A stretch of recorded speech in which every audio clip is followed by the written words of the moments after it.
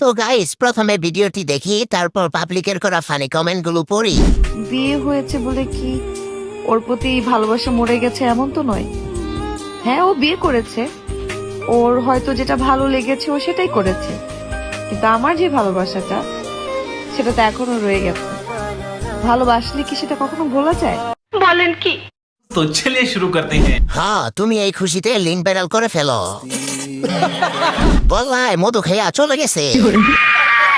আপনার বয়ফ্রেন্ড তো বর্তমানে জেলখানায়। যাও এখন জেলখানায় গিয়ে ভালোবাসার বহিঃপ্রকাশ ঘটাও, সেও তো ওইখানে। ভালোবাসলে বলা যায় না, বরিশালে ঠিক হয়ে যায়। চাষ করবে একজনে আর খাইবো আরেকজনে। এত বড় অভিনেত্রীও ছেঁকা খেয়ে গেল। নাটকের অভিনয় বাদ দিয়ে বিয়ে করে ফেলেন। এখন এটা আর ভালোবাসা হবে না, এটা পরকীয়া হবে।